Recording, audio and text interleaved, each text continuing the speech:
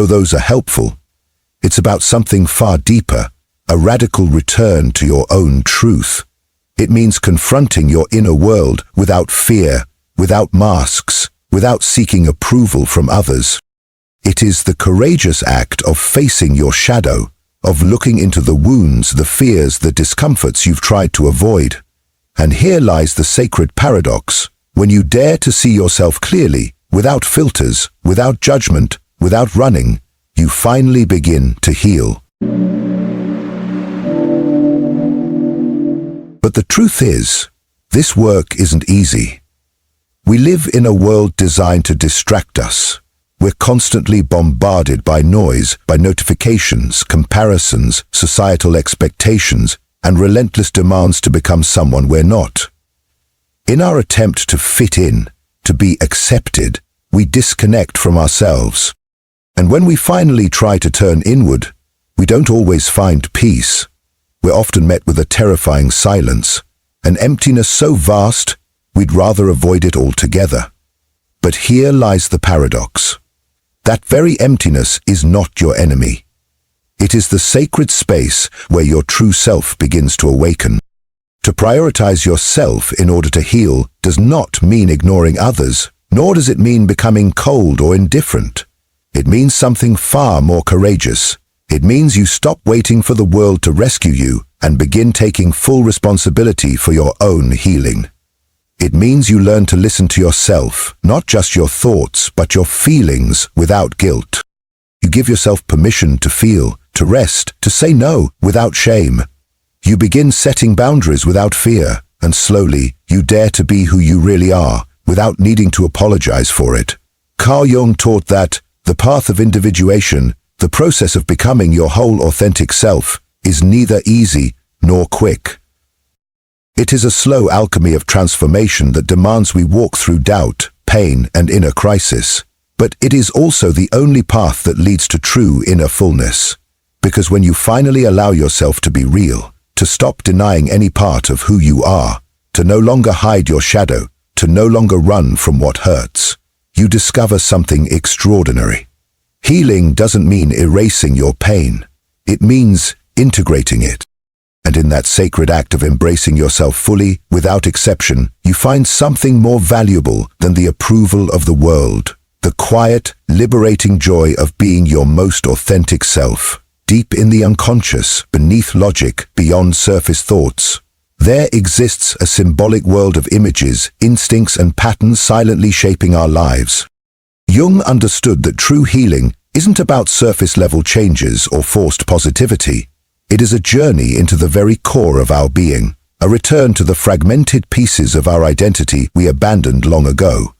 This isn't just an intellectual idea. It is an emotional and visceral process. It demands that we face our deepest wounds, those childhood scars we buried under layers of conditioning, unresolved trauma, and the weight of others' expectations. It asks us to confront the voices in our minds that whisper, "You're not enough. You don't deserve love. You'll never be free." But it is by bringing these voices into the light, by listening instead of resisting, that we begin to break their spell. That is when healing becomes real.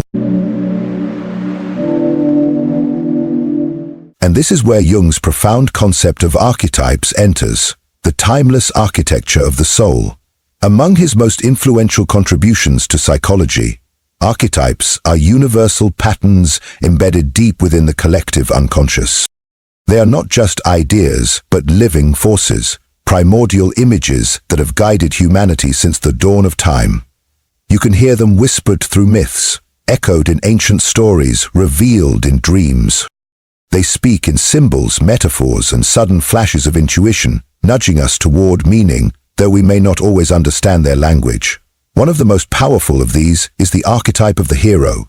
The hero embodies the human impulse to grow, to transcend.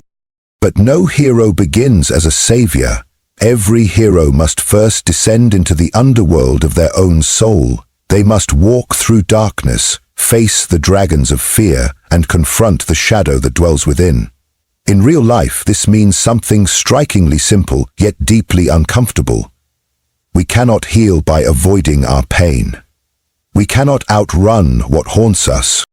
We must walk through it, feel it, understand it. Only then can we rise above it. But here lies the resistance. Most people fear this inner descent. They choose the familiar, even when it's painful. They stay in toxic relationships, endure soul-crushing jobs, cling to habits that drain their vitality, not because these things bring peace, but because change feels terrifying. As Jung warned, until you make the unconscious conscious, it will direct your life, and you will call it fate. If we refuse to face our inner conflicts, they will find other ways to manifest. Through destructive relationship patterns, chronic illness, existential anxiety, or a gnawing emptiness that never leaves. This is why prioritizing yourself is not selfish. It is sacred. It is an act of radical devotion to your own evolution. True healing begins the moment you stop blaming the world for your suffering and begin turning inward with courage. Ask yourself, what patterns keep repeating? What wounds am I pretending not to see? What emotions am I bearing alive? Healing is not a straight path. There will be days when you feel strong and others when you feel like you've fallen backward. But Jung teaches us, nothing is wasted. Every detour, every breakdown, every dark night has meaning in your unfolding. Even suffering, especially suffering, carries within it the seeds of transformation because it is through pain that the unconscious reveals itself, not to punish you, but to awaken you. The wounds you dare to feel become the portals through which your true self returns. Many people spend their lives chasing answers in the outer world, in books, gurus, religions, and ideologies. And while these can serve as guides or lanterns in the dark, the only truth that truly liberates us is the one we uncover within. Carl Jung called this the process of individuation, the sacred journey of becoming the most authentic, whole, and undivided version of ourselves. But this journey demands that we strip away the masks, release the shame, and stop molding ourselves to fit the expectations of others. It calls for radical honesty, inner courage, and a willingness to live without apology. And this, of course, comes at a cost. Because the moment you begin to prioritize your inner truth over outer approval, you may find that some people no longer recognize you. You may encounter rejection, misunderstanding, or even solitude. But that solitude is not punishment. It is the price of authenticity. And what you receive in return is worth far more than what is lost. A deep, unshakable connection with your true self. A life rooted in integrity and a freedom that cannot be taken by anyone. The unconscious is not empty space. It is a vast inner ocean, brimming with forgotten messages, broken fragments of our soul, and ancient wisdom waiting to be remembered. Jung gave us a map, but the path is our own, and it can only be walked when we choose to prioritize ourselves, turn inward, and face, with humility, the raw emotional landscape we carry. Our emotions are not random, they are echoes of the past. Some clear, some buried so deeply that we don't even realize they're still shaping us. Yet they affect everything. How we think, how we love, how we respond to the world. Jung understood that we are not merely rational beings. We are vessels of forces that operate beyond the surface of consciousness, energies that quietly shape our fate, even when we think we're in control. One of Jung's most profound discoveries was the concept of the anima and animus, the feminine and masculine energies that reside within every soul, regardless of gender. These are not outer traits, but deep inner polarities. They influence how we relate to others, how we create, how we love, and how we experience wholeness. To heal emotionally, we must become aware of these inner forces, not suppress them, but integrate them.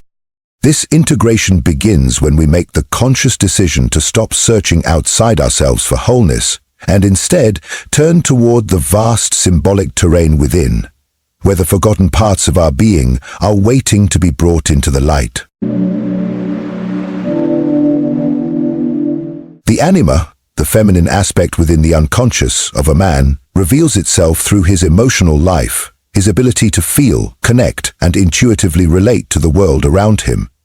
The animus, the masculine counterpart within the unconscious of a woman, shows itself through reason, structure, and decisive action.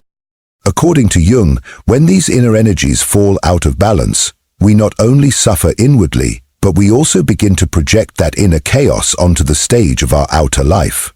For instance, a man who has repressed his anima may find himself emotionally numb, unable to express vulnerability, trapped behind a fortress of logic that protects, but also isolates. Meanwhile, a woman overwhelmed by an unbalanced animus may live in mental overdrive, constantly thinking, overanalyzing, pushing through life without pause, disconnected from her inner knowing.